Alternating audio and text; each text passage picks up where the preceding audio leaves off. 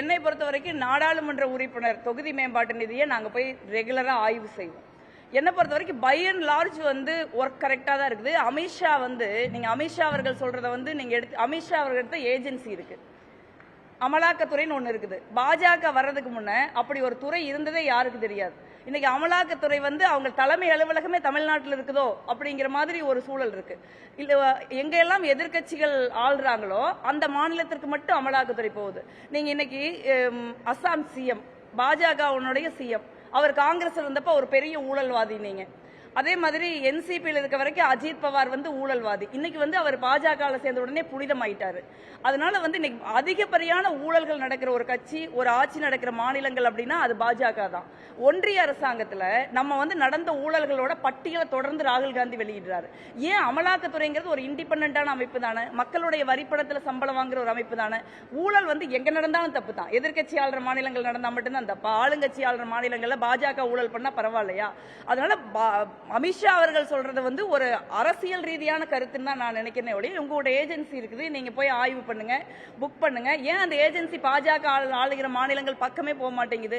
ஏன் இதே தமிழ்நாட்டில் முன்னாள் பாஜக மாநில தலைவருக்கு நெருக்கமான ஒருத்தர் வீட்டில் ரெய்டு நடந்ததுல 67 கோடி ரூபாய் பிடிச்சோம், 200 கோடி 200 கோடிக்கு டாக்குமெண்ட் பிடிச்சோம் நீங்க தானே சொன்னீங்க. இப்ப அந்த கேஸ் என்னாச்சு? நடக்கலையில.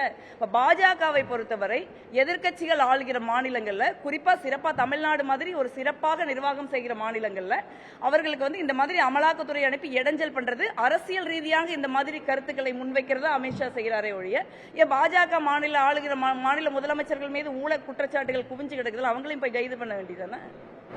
2025 டெல்லியில ஆம் ஆத்மி ஆட்சி எப்படி மாதிரி 2024 நான் நேற்று சொன்னேன். அவர் ஆம் ஆத்மின்னு மட்டும் சொல்ல, அவர் 2-3 ஸ்டேட்டை குறிப்பிட்டு சொல்லியிருக்காரு. ஒடிசா, ஐ திங்க் மகாராஷ்டிரா, டெல்லி அப்படின்னு சொல்லியிருக்காரு. நீங்க ஒடிசா மகாராஷ்டிரா மட்டும் இல்ல, நீங்க காஷ்மீர்ல இருந்து கன்னியாகுமரி வரைக்கும் எடுத்துக்கிட்டீங்கன்னா நான் ஒரு பட்டியலே சொல்லலாம். காஷ்மீர்ல பிடிபி, பஞ்சாப்ல அகாலிதளம், அஸ்ஸாம்ல அஸ்ஸாம் கணபரிஷத், நார்த் ஈஸ்ட் மாநிலங்கள் இருக்கிற மாநில கட்சிகள், ஜேடிஎஸ், ஜேடியு, இந்த மாதிரி பல்வேறு, மகாராஷ்டிராவில் சிவசேனா, இந்த மாதிரி பல்வேறு மாநில கட்சிகளோட பிஜேபி கூட்டணி சேர்ந்து அந்த மாநில கட்சிகளை ஒழித்து விட்டு அந்த இடத்துல தேர்தலில் முறைகேடு பண்ணி தான் அவங்க தொடர்ந்து ஆட்சி அமைக்கிறாங்க. பாஜகவுடன் கூட்டணி சேர்ந்து எந்த கட்சியும் வளர்ந்ததாக இந்தியாவில் சரித்திரம் கிடையாது. அவங்க அழிஞ்சிருக்காங்க, மண்ணோடு புதைக்கப்பட்டிருக்காங்க. இங்க துரதிருஷ்டவசமாக அதிமுக அவங்கள மிரட்டி பணிய வச்சுதான் இந்த கூட்டணி அமைஞ்சிருக்குங்கிறது நம்ம எல்லாருக்குமே தெரியும். பாஜகவுடன் கூட்டணி சேர்ந்த கட்சிகள் எல்லாம் எப்படி அழிவு பாதையில சென்றதோ அதே நிலைதான் அதிமுகவுக்கும் இங்க வருங்கிறத நான் வருத்தத்தோட சொல்றேன். அதைத்தான் அமித்ஷாவும் கோடிட்டு காட்டுறாருன்னு நான் நினைக்கிறேன். இல்ல, அரசியல் கட்சிகள் கூட்டணி அமைப்பாங்க. இந்தியா கூட்டணியும் ஒரு மிகப்பெரிய கூட்டணியா தான் இருக்கு. அரசியல் கட்சிகள் கூட்டணி அமைக்கிறத பத்தி ஒன்றும் பிரச்சனை கிடையாது. எல்லாரும் ஏதோ ஒரு விதத்துல தேர்தலை எதிர்கொண்டுதான் ஆகணும்.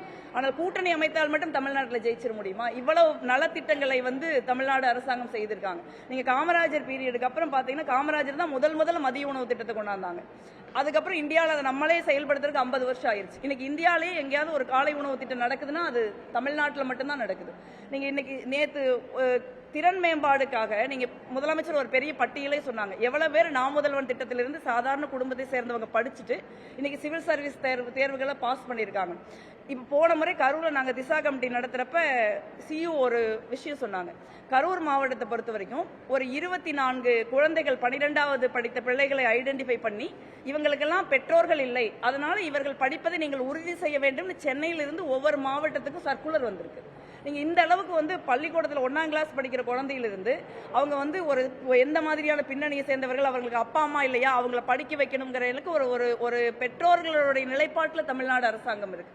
அந்த மாதிரி அதே மாதிரி மகளிருக்கு 1000 ரூபாய் கொடுக்கப்பட்டிருக்கு. நம்ம சொன்ன ஒரு பட்டியல கரூர் நாடாளுமன்ற தொகுதிக்குள்ள மட்டும் இந்த 4 வருஷத்தில் நாங்கள் 4 கல்லூரிகளை வாங்கியிருக்கோம்.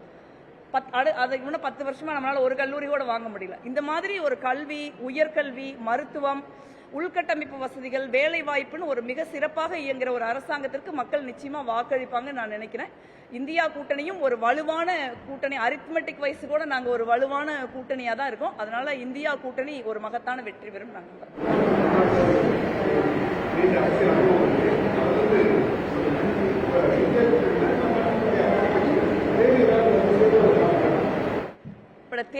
வந்து இன்னும் 8-9 மாசம் இருக்கு. ஒரு 9 மாசத்துக்கு முன்னே என்ன நடக்கும் நம்ம ஜோசியம் சொல்ல முடியாது. பட் எனக்கு தெரிஞ்ச வரைக்கும் இந்தியா கூட்டணிங்கிறது இன்டாக்டா இருக்கும்னு தான் நான் நினைக்கிறேன். தேங்க்யூ. தவிர்க்க முடியாத தம்ப்நெயில்ஸ், கலக்கலான கண்டென்ட்ஸ், சினிமாவும் சீரியஸ் பிரச்சனைகளும், பல வருடங்கள் தளபதி இடைவெளி விஜய் இந்த படத்துல கலகலப்பும் கைகலப்பும். Me too, love you. Thank you so much. அவருக்கு அந்த மாஸ் ஏத்துறது ஏற்ற தெரிக்குதுனாலே டன்னு தான். பிரேக்கே இல்லாமல் பிரேக்கிங் நியூஸ் சொல்லும் தந்தி டிவி ஆப். இன்ஸ்டா தலைமுறை வரை இறங்கி அடிக்கும் தந்தி டிவியின் டிஜிட்டல் எக்ஸ்க்ளூசிவ். அது தண்ணிக்குள்ள போகும்போது ஹேங் ஆயிடுச்சு. உங்களுக்கு விஜய் சார் எந்த அளவுக்கு ரொம்ப பிடிக்கும்? Of course, Malayalis are huge Vijay sir fans. ரெண்டு பேருமே ரொம்ப பிடிக்கும் எனக்கு. தந்தி டிவி ஆப்பை இலவசமா டவுன்லோட் செய்யுங்க. ஃபாலோ பண்ணுங்க, சப்ஸ்கிரைப் பண்ணுங்க, என்ஜாய் பண்ணுங்க.